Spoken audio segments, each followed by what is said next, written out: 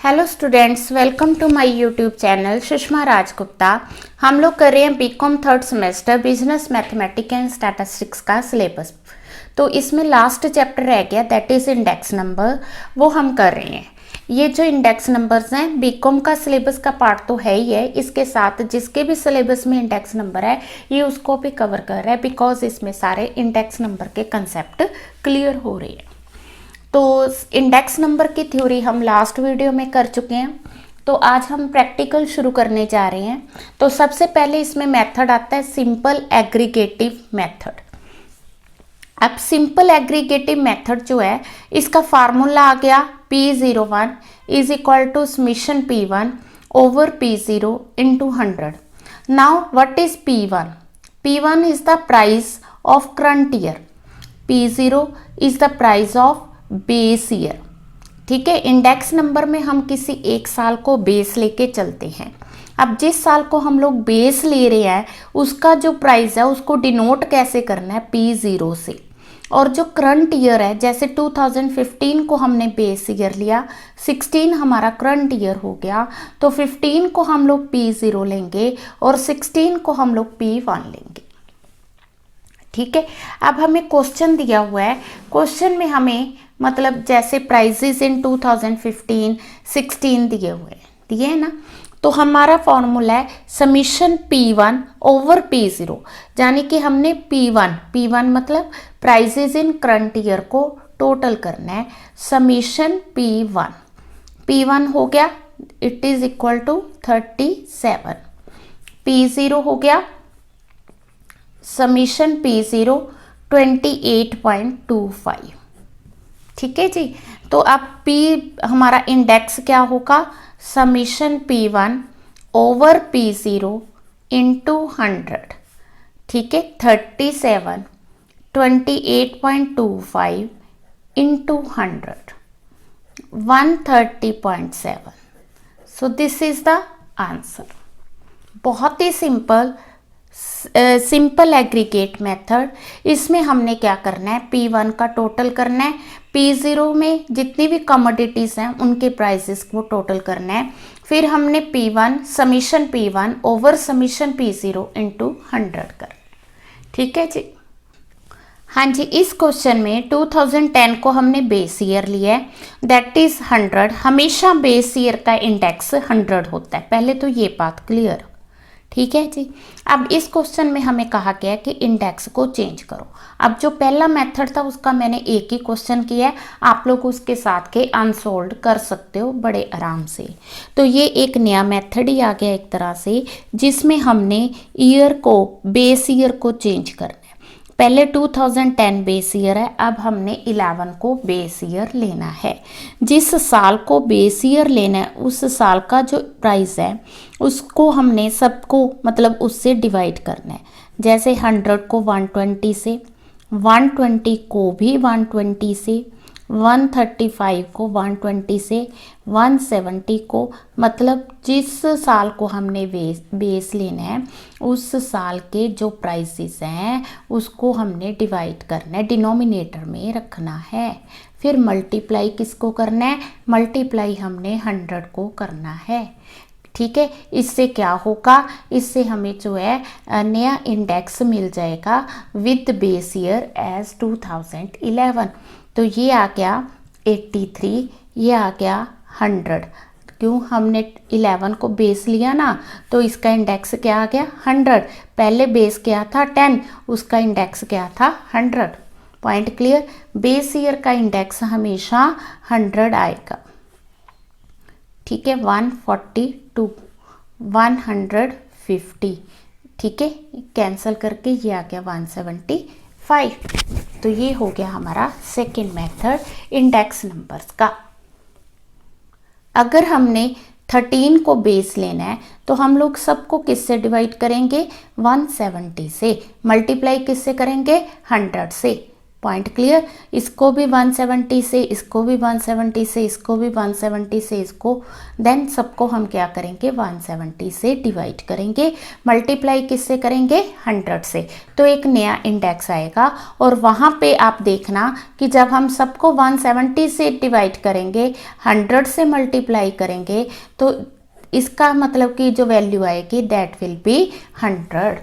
कहने का मतलब ये है कि बेस ईयर का इंडेक्स हमेशा 100 आएगा और आप किसी भी ईयर को बेस ले सकते हो। आप हमने पहले 2010 को बेस लिया तो हमें 10 में ये पता चला कि जो 11 के प्राइजेस हैं वो 10 के कंपैरेटिव 20% राइज हो गए, 12 के कितने हो गए 35% राइज हो गए, 13 के 70। जब हमने 11 को बेस लिया तो 11 के कंपैरेटिव जो 12 के प्राइजेस राइज हुए हैं वो कितने राइज हुए हैं 12%। Point clear. तो ये जो इंडेक्स शो कर रहा है ये अकॉर्डिंग टू 11 शो कर रहा है, ये अकॉर्डिंग टू 10, ये इसका बेस है। हाँ जी, नेक्स्ट हम कर रहे हैं simple average of relative method. ठीक है, पहले हमने किया सिंपल एग्रीगेट मेथड। अब इसको सॉल्व करने के 3 मेथड है। पहला using arithmetic mean. Arithmetic mean का formula summation P1 over P0 into 100 over 9। ठीक है, अब उस केस में हम क्या कर रहे थे, summation P1 over summation P0। P1 का समीशन अलग से लिया, P0 का समीशन अलग से लिया, पर यहाँ पे समीशन P1 ओवर P0। तो सबसे पहले हमें ये चीज़ कैलकुलेट करनी होगी P1 ओवर P0 इंटू 100। ठीक है, जब हमने ये वैल्यू कैलकुलेट कर ली फिर उसका समीशन लेना है और उसको डिवाइड करना है नंबर ऑफ आइटम से।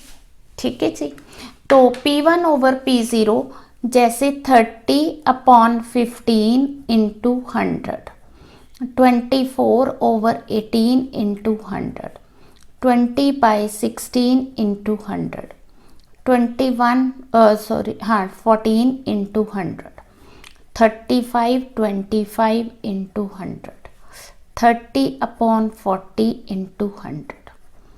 ठीक है, तो ये वैल्यू आ गई 200, तो ये वैल्यू आ गई 133.3। दिस इज इक्वल टू 125, 150, ठीक है 140 और इट इज इक्वल टू 75। तो जब हम इसका टोटल करेंगे तो टोटल आ गया 823.33। ठीक है जी, तो अब हम क्या करेंगे, फॉर्मूला यूज़ करेंगे। ये जो मेथड कर रहे हैं हम लोग, ये मेथड जो है ये अरिथमेटिक मीन कह सकते हैं इसको। ठीक है ना, तो इसके आगे मेथड्स हैं ज्योमेट्रिक मीन और मीडियन का। ठीक है, तो ये आ गया 823.33 divided by number of items that is 137.22। This is the answer.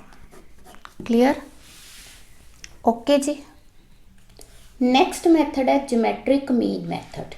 ठीक है, तो हमें क्वेश्चन में दी हुई है कमोडिटीज दी हैं, प्राइसेस दी है बेस ईयर का, प्राइस दी है करंट ईयर का।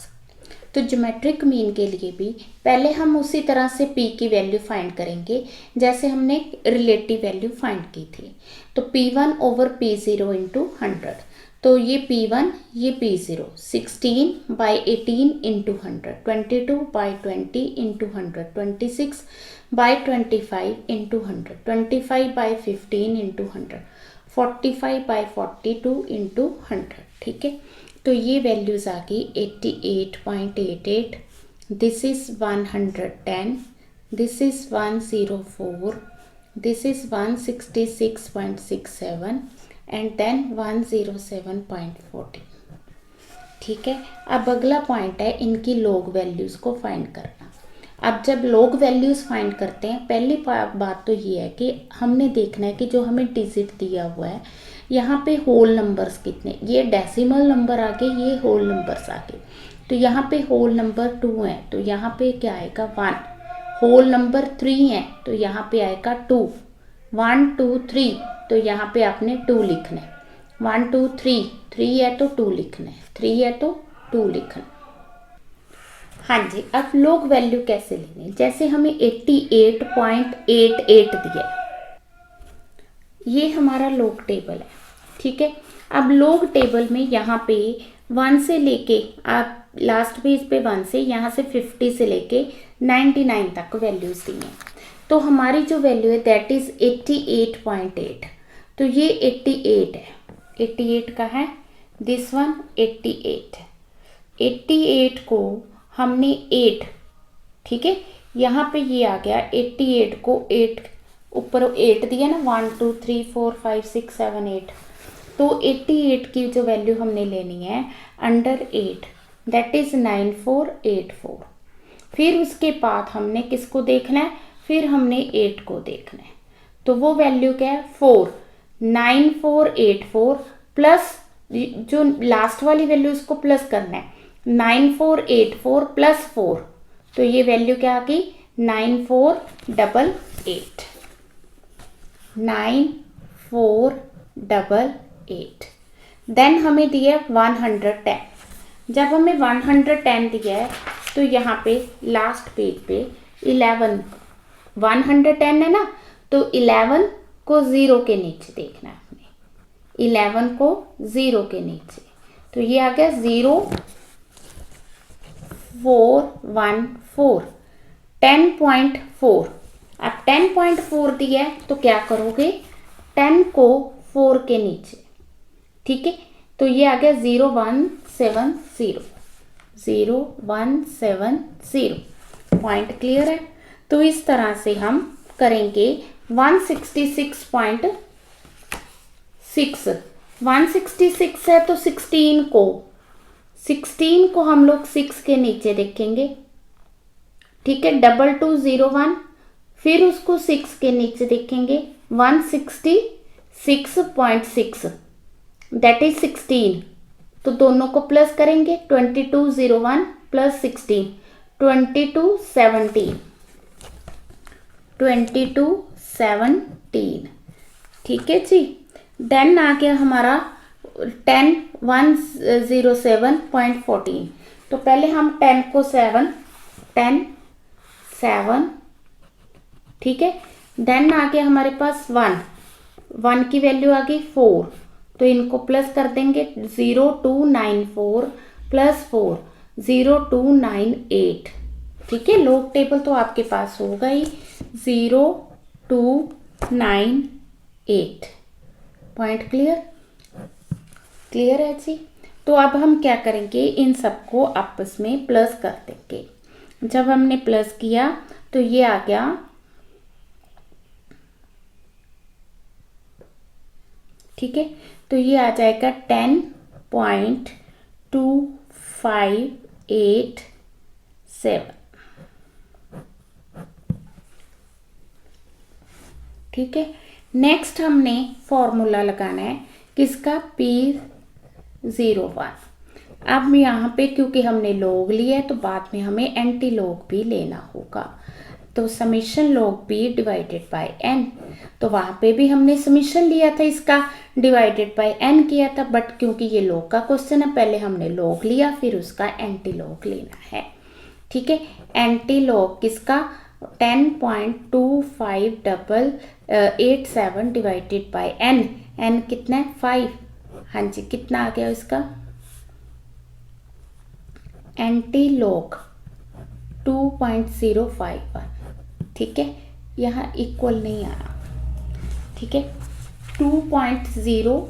अब हमने जब एंटी लॉग लेना है तो पहले तो हम लोग टेबल एंटी लॉग का निकाल लेंगे, ठीक है, फिर हमने 0.05 क्या करना है, एंटी लॉग के टेबल में ये दिया हमें 0.01, ठीक है ना, तो 0.05 को 1 के नीचे देखना है, तो क्या आ गया 1125, 1125, ठीक है। तो 1125 ये आंसर नहीं है, तो आंसर क्या होगा 1125, यहाँ 2 लिखा है ना, यहाँ पे 2 लिखा है होल नंबर, तो यहाँ हम 1 2 3 के बाद डेसिमल लगा देंगे।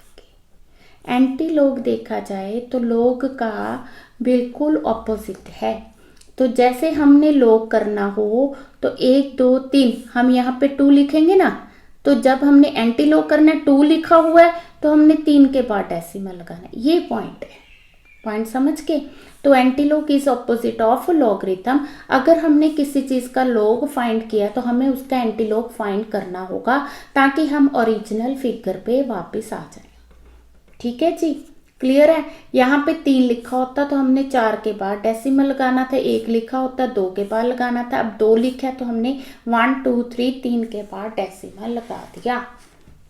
क्लियर है। तो ये price of relative under geometric mean है। तो इसी को हम मीडियन से भी करेंगे। अब ये जो फिगर्स हैं 88 110 104 166 107, ठीक है।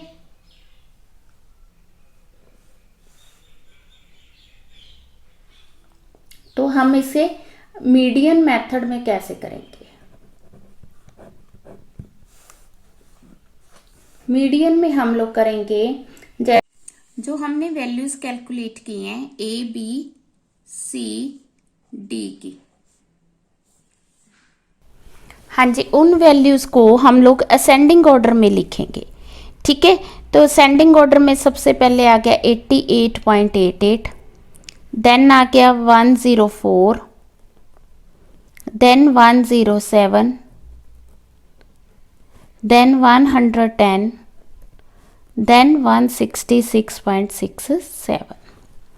ठीक है। There are 5 items. तो मीडियन कैसे कैलकुलेट करते हैं? n+1/2।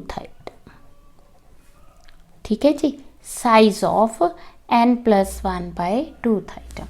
तो यहाँ पे हम लोग लेंगे n 5+1/2। ठीक है। तो थर्ड आइटम आ गई 1 2 3। So this is the answer. ठीक है, 107.14 अकॉर्डिंग टू मीडियन ये वैल्यू आ गई। तो index of average of price relative method, इसमें हमने 3 मेथड किए, पहले अरिथमेटिक मीन से, फिर ज्योमेट्रिक मीन से और देन मीडियन से। ठीक है जी। अब इसके बाद शुरू होगा वेटेड एवरेज मेथड।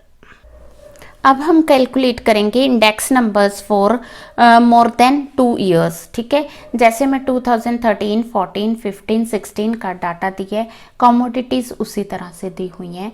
तो हमने पहले सिंपल एग्रीगेट मेथड है तो कैसे करना है? हमें पता है कि जो सिंपल एग्रीगेट मेथड है वो होता है summation P1 over P0 into 100। ठीक है। तो हम लोग क्या करेंगे, इन सभी प्राइजेस की समीशन लेंगे। P1 का समीशन, P2 का समीशन, P3 का समीशन ले लिया। तो इसमें हमने 2013 को बेस ईयर लिया है। ठीक है जी।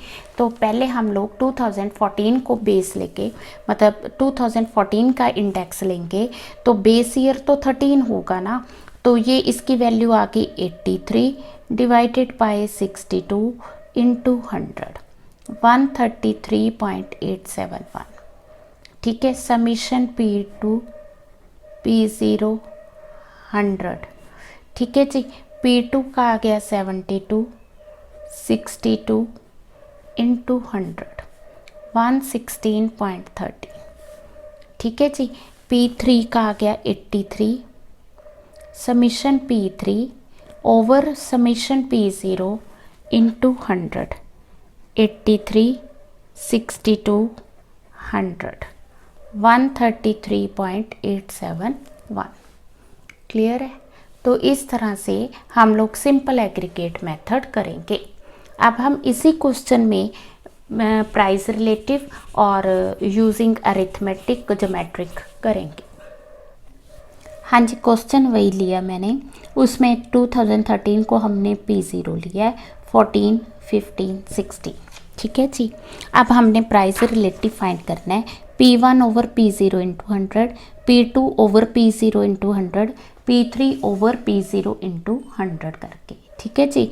तो ये वैल्यूज़ आ जाएगी R1, R2 और R3 की, ठीक है। तो सबसे पहले 30 over 15, 30 over 15 into 100 200, 12 over 10 into 100 120, 18 by 12 into 100 150, 8 by 8 into 100 100, 15 by 17 into 100 88.23। अब हम this 20 by 15 into 100 133.3, 16 by 10 into 100 160, 8 by 12 into 100 66.6, 12 by 8 into 100 150, ठीक है जी। 16 बाई 17 इंटू 100 94.12, ठीक है। फिर आ गया this one 24 by 15 into 100 160, 13 by 10 130, ठीक है जी। 13 बाई 10 इंटू 100, देन आ गया 150 सॉरी 10 बाई 12 इंटू 100, ठीक है। Then 16 by 8 into 100, 20 by 17 into 100, ठीक है जी। तो हमने क्या करना है, फिर इसका टोटल लेना है। इसका टोटल आ गया 658.23 और इसका आ गया 604.12 और इसका समीशन 690.95, ठीक है जी। तो जब हमने इसमें अरिथमेटिक मीन मेथड यूज़ करना है, यूजिंग अरिथमेटिक मीन, ठीक है।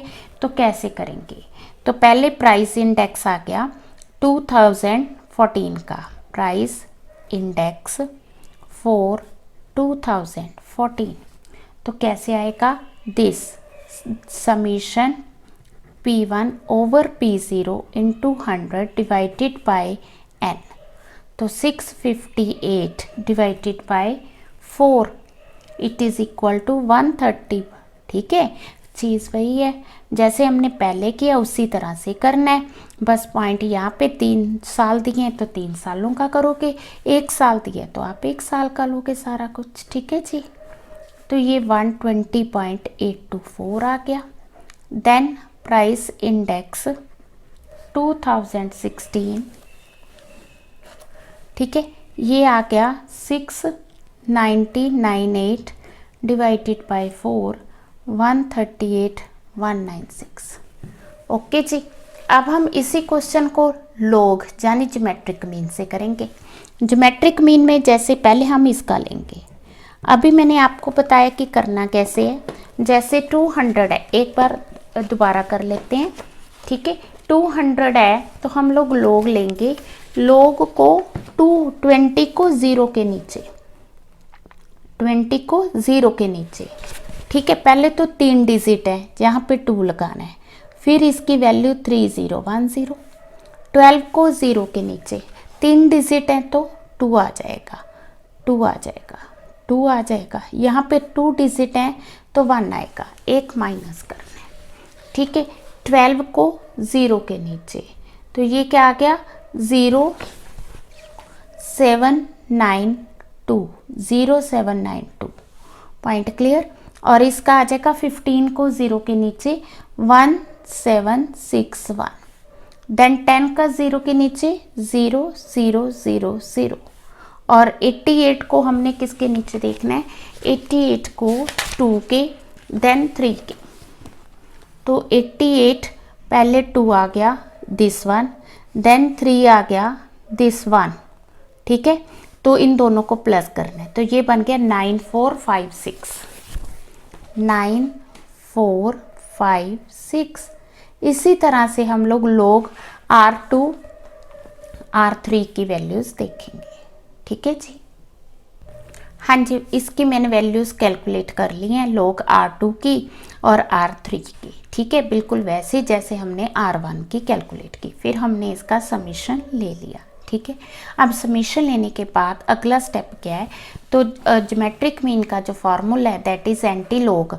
एंटीलॉग लेना है हमने, किसका एंटीलॉग लेना है, एंटीलॉग हो गया हमारा ये जो वैल्यूज़ है लॉग R1 अपॉन n का। R1 कितना 10.5019 डिवाइडेड बाई 5, तो ये कितनी आ गई 2, ठीक है, इसका एंटीलॉग। अब एंटीलॉग भी मैंने आपको बताया कि कैसे करना है। तो जैसे 2.100 है, तो 2.1 को हम लोग 0 के नीचे देखेंगे। नो 2 को तो हमने देखना ही नहीं है, हम लोग 0.100 लेंगे, 0.10 को 0 के नीचे, तो ये आ गया 1259। हम लोग क्या करेंगे 0.1 को 0 देन 0, तो ये आ गया 1259।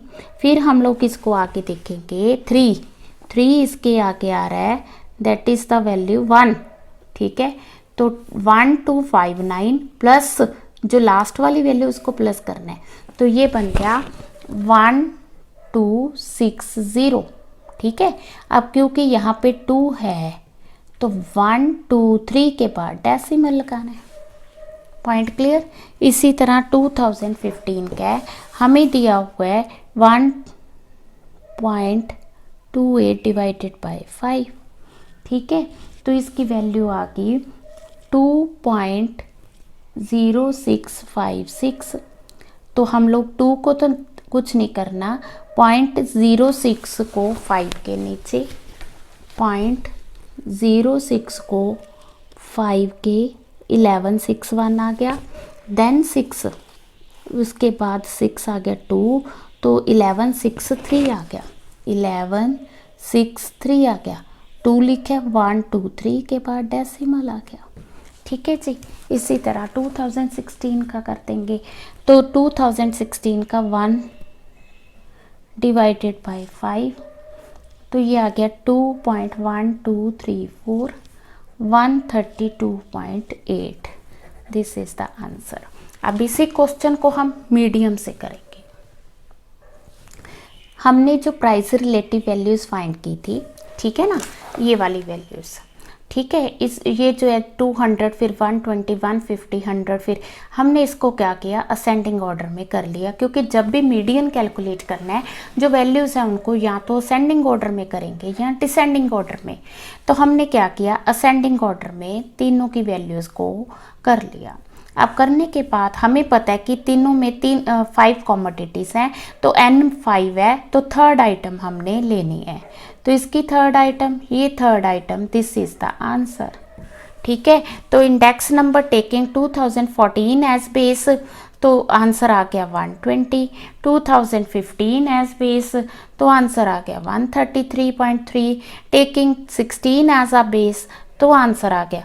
तो अब हमने पहले एक सीरीज़ में किया, अगर हमें 1 साल का डाटा दिया तो कैसे करना है, अगर 3 साल का डाटा दिया तो कैसे करना है, तो हम बड़े आराम से इसको कर सकते हैं, ठीक है जी। ये सिंपल मेथड है। अब जो वेटेड इंडेक्स नंबर है वो हम नेक्स्ट वीडियो में करेंगे।